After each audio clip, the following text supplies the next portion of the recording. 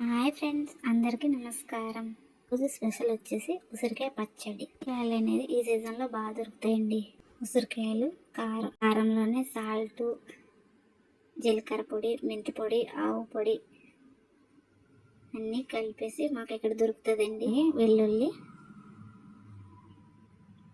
నిమ్మకాయలు, మెంతులు. స్టవ్ వెలిగించుకొని ఒక కడాయి పెట్టుకుని డీప్ ఫ్రైకి సరిపడా ఆయిల్ వేసుకొని ఉసిరికాయలు అనేది బాగా ఫ్రై చేసుకోవాలి.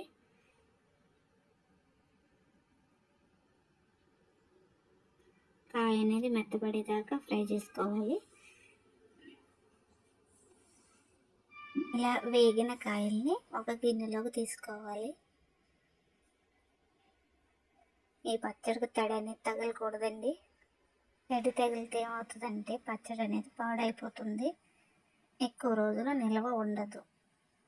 అందుకనే జాగ్రత్తగా పెట్టుకోవాలి. నేనైతే 1 కిలో కాయలు తీసుకున్నాను, ఉసిరికాయలు. మనం ముందుగానే శుభ్రం చేసుకుంటాం కదా, అప్పుడే ఘాటులు పెట్టేసుకోవాలండి. కాయలు ఘాటులు పెట్టుకుని ఫ్రై చేసుకోవాలి.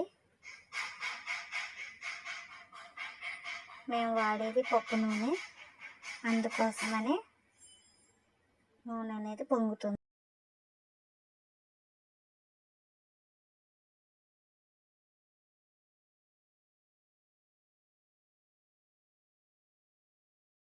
ఇలా కాయలన్నీ వేగించుకున్నాక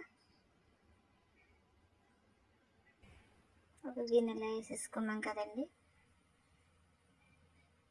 మొత్తం కాయలు అనేది బాగా వేయించుకొని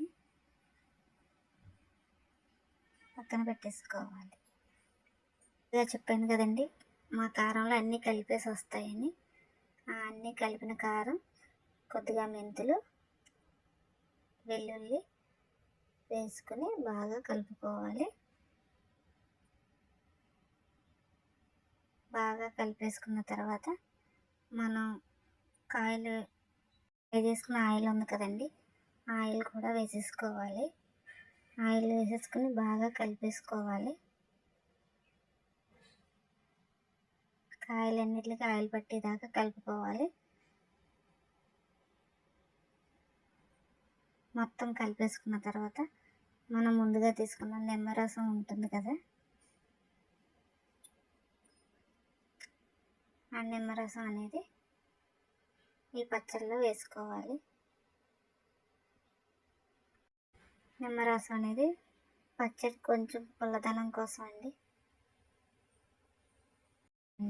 ఇంట్లో ఈజీగా చేసుకునే ఉసిరికాయ పచ్చడి ఎలా ఉందో కామెంట్ చేసి కూడా ట్రై చేసి లైక్ చేయండి.